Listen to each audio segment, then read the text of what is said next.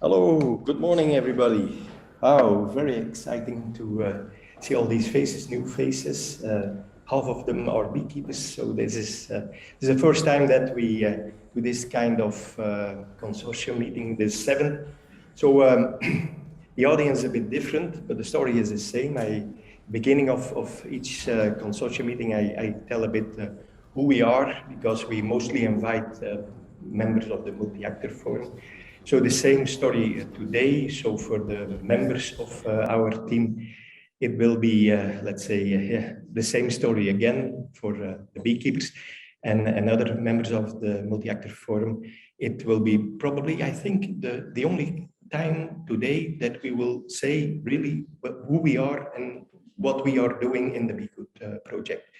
So this is, let's say, a short introduction about our aims, structure, and the results, but not really in detail. It's briefly, because I okay, still working. You hear me still talking? Yes, because I only have a half an hour, and we can talk for hours about the Beegood project. So Beegood is an acronym standing for Giving Beekeeping Guidance by Computational Assisted Decision Making. You will see in after my talk, that's the meaning of my talk. You will understand where this abbreviation stands for.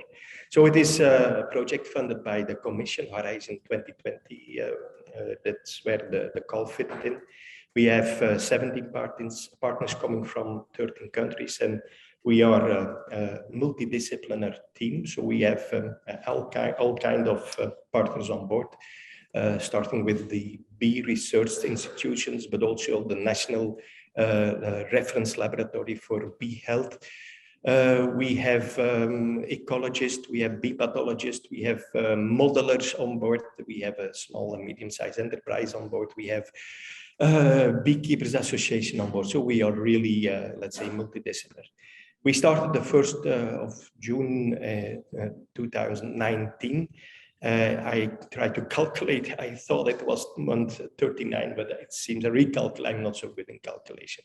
So we are on month 37. So a bit for further than 3 years. So we are running now the last year, and then we have 6 extra months received by the Commission.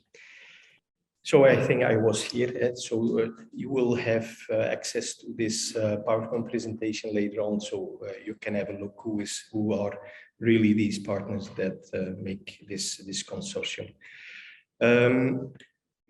Overall aim: to assist beekeepers in keeping their colonies healthy by developing technologies that will make beekeeping more sustainable. Again, I hope that will become clear in a few seconds.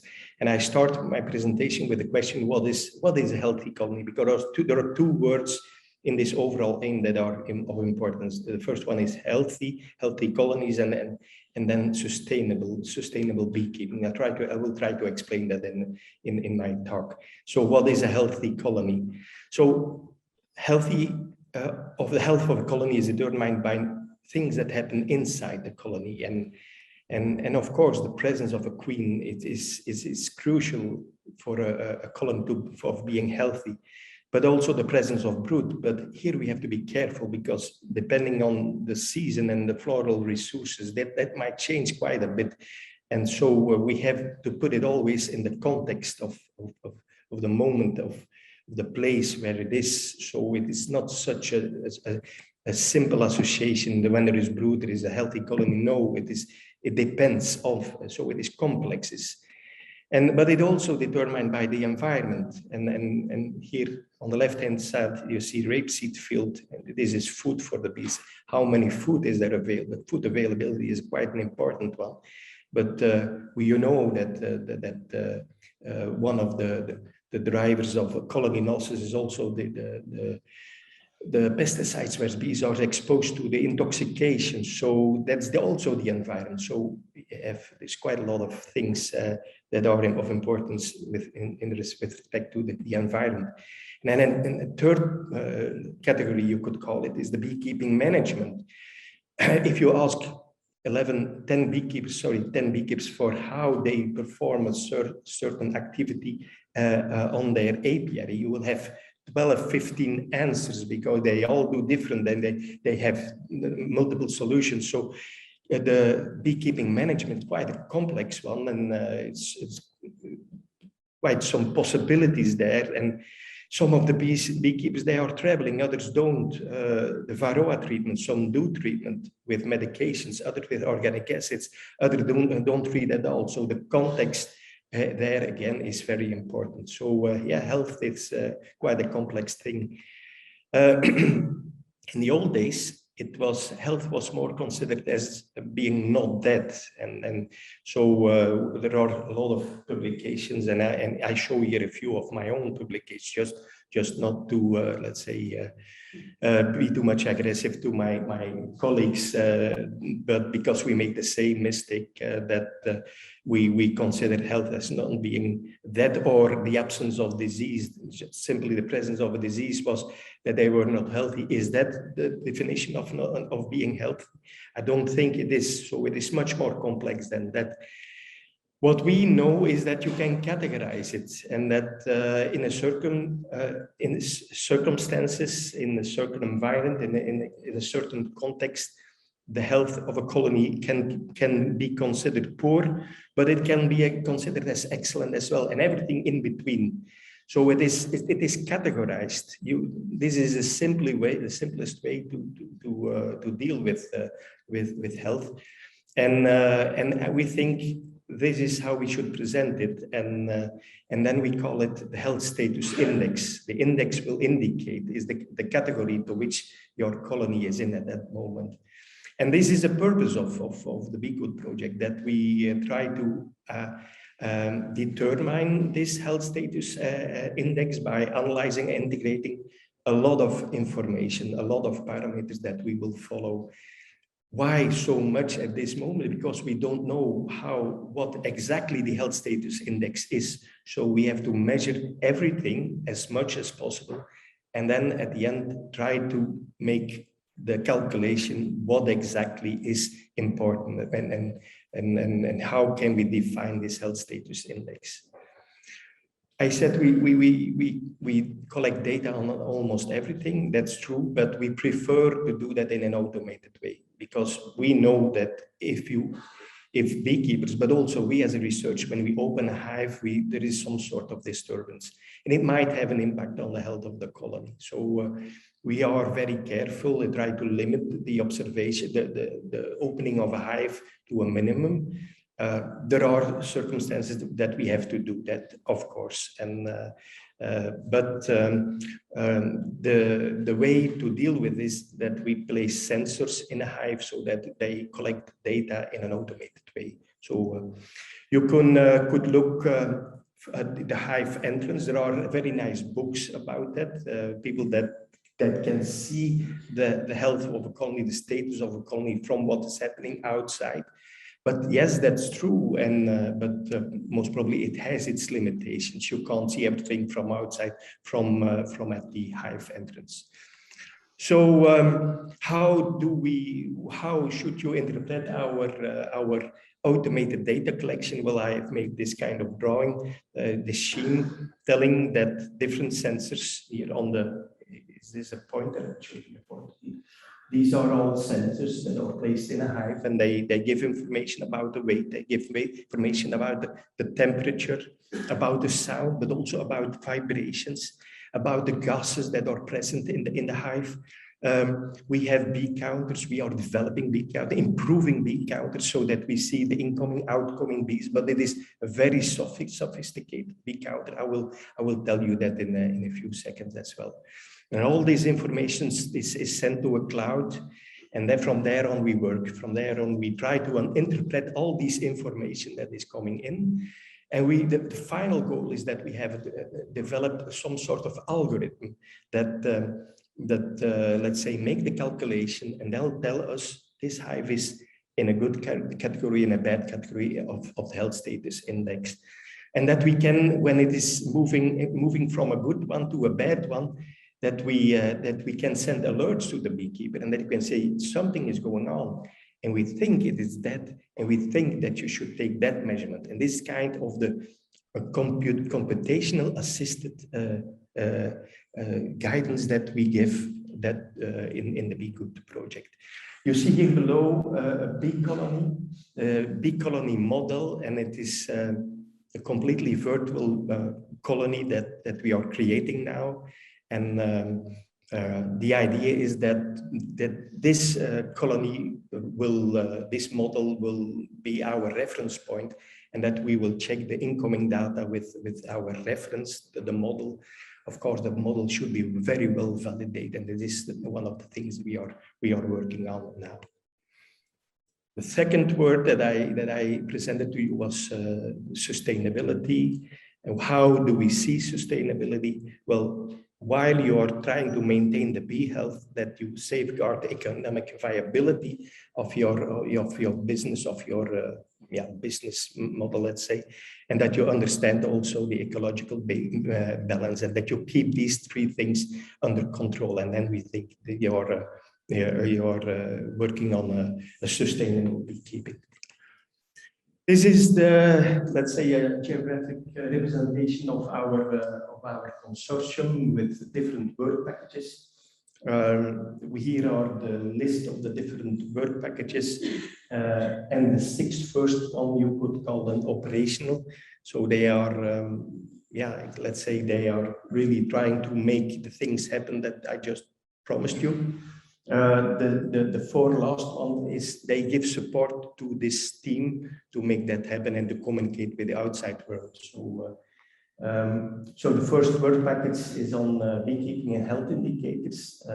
I will explain you more about the progress achievements of each of these work packages in what comes.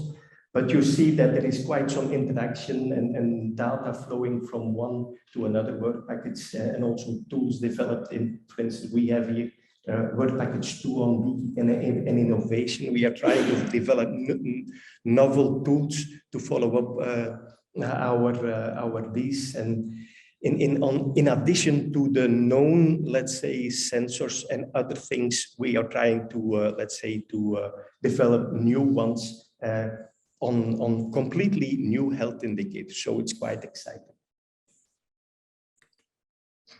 Okay, let's then talk about progress and achievements of the most of these operational work packages. So if you want to follow different colonies spread all over Europe and you want to compare data, you have to do that in a proper way, and everybody should follow exactly the same protocols. So you have to harmonize, you have to optimize your procedures. And this is where we start with. So we have now, there's a very nice protocols for the things that we are doing. It's well described. Everybody follows these protocols. That's one of the first things. And then we had, then you're ready for data collection. But we said we will do that in a three-tiered approach, meaning that stepwise you go, and let's say to a larger uncertainty. You start with something which is relatively safe, where you still have some impact and can change things. And this is a first level, and this is the first tier. And this is, let's say, the partner institutes that do have facilities to keep bees. We said, let's first do it among us and learn what how it works. And then we can see, then we can change, then we can adapt. And then, let's say in a later stage, we can go to a much more complex thing where we invite, let's say, local beekeepers to do the same with us. And so that is the tier 2. And it is, we selected countries from the north-south axis so that you have, let's say, most of the climate zones in Europe covered. And that we do then exactly the same. And then in the last tier, we go pan-European, and this is a level where we are now. We are trying at this moment to cover whole Europe and to do the data collection in all countries of the Commission of the Union. You see here the years where these experiments were running. So when the project started it was at tier 1. The second year, tier 2 came along, but we still repeated the tier 1 level, so that we have 3 times tier 1, 2 times tier 2, and once tier 3, which is this year. So I said here tier 1, 2. This is what we have done, but tier 3 is now running, so the slide should be corrected a bit. So we have the B base. We will have this afternoon their presentation of, and where so it is, let's say, a system of weight centers, but also temperature and sound sensors that are placed into a hive, and where the data is automated, collected, and sent to a cloud. But on top of that, we have the Beep app, where the beekeeper or the scientist can log their working on the bees and indicate what they have done, what they have seen. So this is something not only for the researcher, but the Beep app is also, let's say, something that is available for the ordinary beekeeper, let's say, just to keep track of what he has done on his or her hive. So these things are installed and are working and provide this automated data collection. And then we have lab tests, things that we cannot do at the apiary. We have to take samples. We will do that at 3 moments in a bee season: spring, summer, and autumn. And then samples are sent to these national reference laboratories that are part of our consortium, and they perform the analysis. We will measure varroa load, we will measure virus load. Nosema and Fallbrood are the diseases that are once, twice, or 3 times a year analyzed. And then these are the things that are, let's say, yeah, this is common, this is already known. A lot of groups, consortia use these parameters to measure in a certain context. But on top of that, we have our work package on beekeeping and innovation. And one of the things that we are trying to explore is what is the power of vibrations inside the colony. So we have installed accelerometers that can capture these vibrations in three mini apiaries, UK, Belgium, and Portugal, and we are collecting raw data and trying to understand them. This is a paper from 1997 where they found for the first time worker pipings, I believe it was called, and these are our own data collected, and you see that we found exactly the same, but on top of that we are going further and trying to find novel interpretation of these vibrational data that we collect. Another thing is, okay, vibration is new, but also gases. Imagine that we can measure the gases that are released in the hive. CO2, humidity seemed for us as the most significant gases, and we found gases on the market, and we have embedded them in the Wax Foundation. And here on the right hand side, sorry, you see one of these sensors that we are now trying to understand whether we can use them and what information they can give, and whether it can tell us a bit about the health status of that colony, and whether it can help us to categorize this health status index. Here on the left-hand side, you see, let's say, also temperature sensors, but that are put on 2 dimensions, so that you can measure in the 2 dimensions, let's say, the heat or the temperature created by the bees on the frames. And we hope that also this can give us new information. I understand as it is now, this is not ready for beekeeping practice, but this is research. If this gives valuable information, then we can move to the next level to see whether we can introduce that in beekeeping business. This is science. Yeah, we are exploring, and this is innovation, and I'm very excited about it. Bee counters, in the old days, it was a light beam, and when the bees crossed it in one direction or in the other direction, you know, the incoming, the outgoing bees.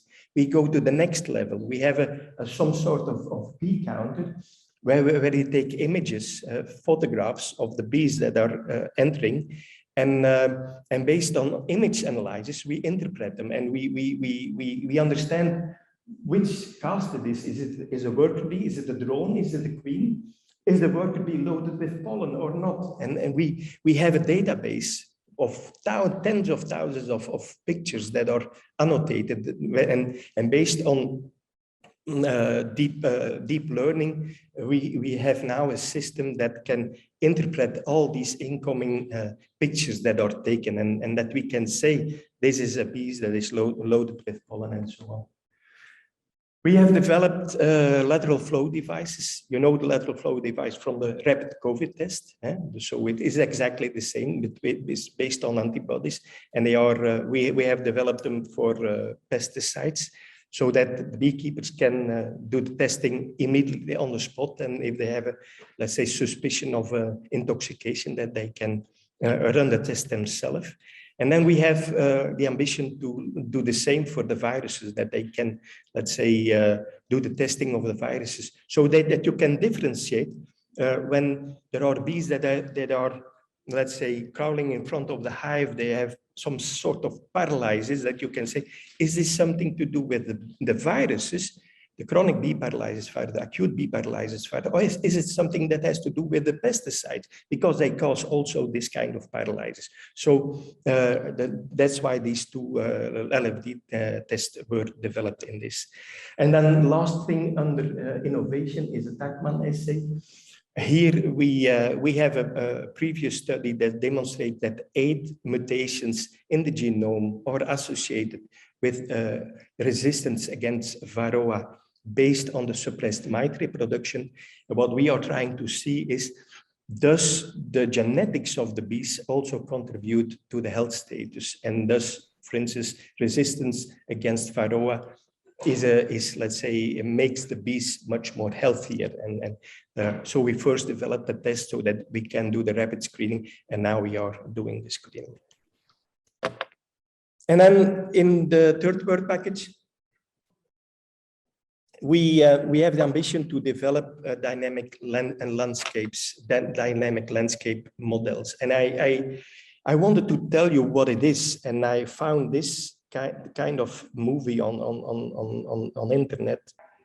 Okay, time-lapse video. And this is somebody who just put the video camera in the direction of his garden, and you see how different plants are flowering during the year for a certain period. Now it's another one on the back end, and now it is completely on the right-hand side. And so you see how that your garden is changing. And I think this is a very simple representation of a dynamic landscape. But imagine the same things, but then on a map, and that you see where plants are flowering at that moment, and what is the volume of nectar and pollen that bees can collect at that moment, at that spot. And this is the ambition that we have, to develop this kind of dynamic landscapes. So I hope, yeah. So this is quite a challenge again. And so there are a number of steps. So we work with an existing, let's say, map of Europe where all the habitats are indicated of the different landscapes in Europe. And this is the European Nature Information System, UNIS. And so we upgraded this, and we not only, we moved from a habitat to indicating which are exactly the plants in that habitat. And then we have a list of which of these plants are bee-friendly, so that you know which are the habitats where we have a lot of bee-friendly plants and so on. And then you have, in the second step, we want to know when are they providing food for bees, because a plant is not always, let's say, meaningful for the bees. So you have to develop the curves of the phenology, when they are blooming, where they are no more blooming, and so on. So this is the second step. And then you have the validation in the field, and at the end you have your simulation of your you put this in a bee colony, a virtual bee colony, in this virtual world. So 2 times a virtual world, so quite challenging. So yeah, we are we are developing something maybe not for immediately use, but on the long term, I think this will be things that will be very valuable in our understanding and the way we deal with it. We will have a session on future. Well, we as consortium members most probably will tell our story about how we see the future, and this is part of it. The bee population, this is, excuse me, this is an example of how such a dynamic landscape can work. It has been developed, it's working already. This is not let's say science fiction. This is working already, but instead of showing the amount of pollen produced and nectar produced, we show the volume of biomass that is produced. I can show you that movie, but given the technical things, I'm not so good with these things. I will tell you what you will see. All these green fields, this is biomass, and you will see that over time, the number of green in the map will change, and so that at a certain in the cycle of the year you have moments of a lot of biomass produced and moments of very little of biomass produced, and so the thing is already working, but we are giving it another dimension with the link with the food for the bees, and then our final aim is then to put a bee colony in this digital landscape. If you could call it a bit like, compare it a bit like a flight simulator, and that the landscape where the airplane is flying is changing, and the height is also changing, and you can, as if you are in a real airplane, we can create a situation where where the beehive, as if it is a real beehive, but it is a completely virtual situation, and that is the purpose of our project, or part of it. So what I wanted to show you here, I will try it one more time, but if I fail, I immediately go to the next one. I don't see my pointer. Oh no, so I'm sorry for you, but I have to skip this one. So yeah, help me, bitch. I need assistance here.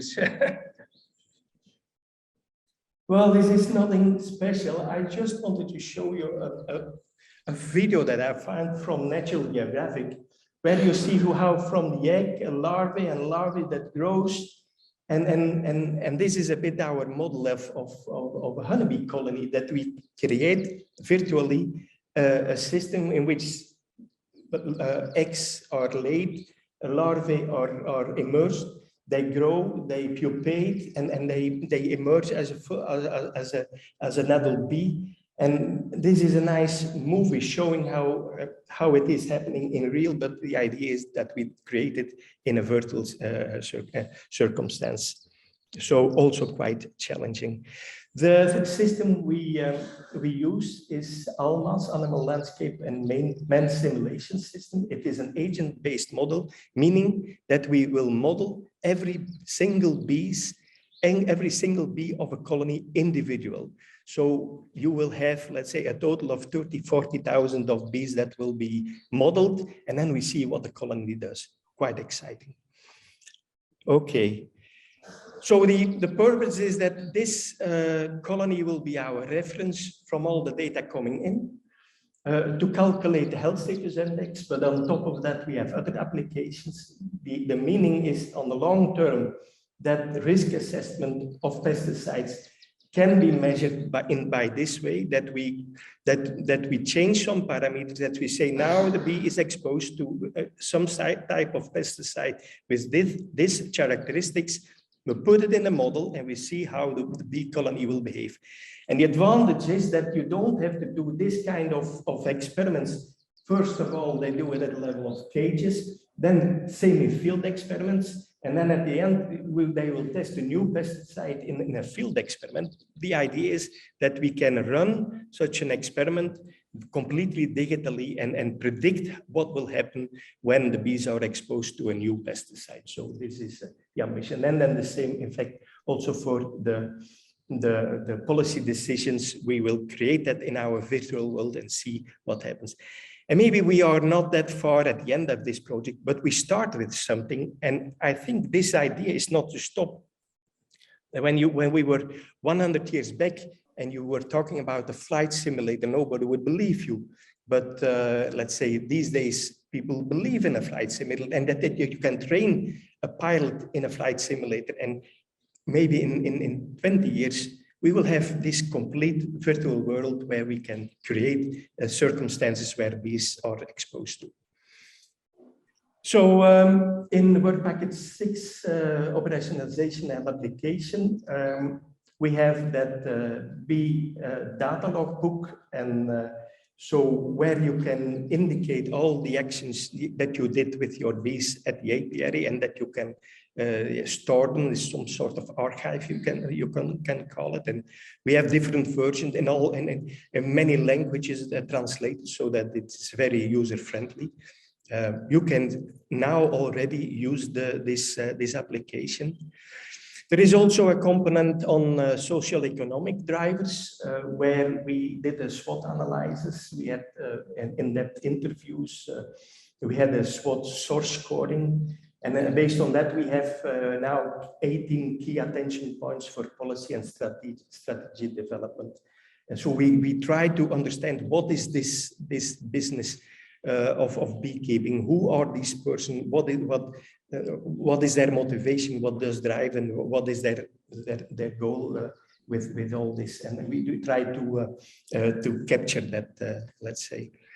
So you could conclude that BeGood is a project of the European Commission that aims to provide a sustainable solution to the impasse in the beekeeping sector, to better grasp the complexities of honeybee health through development and full use of advanced technologies. And ultimately, the beekeeper, and when expanding the entire beekeeping value chain, will benefit from this. This is our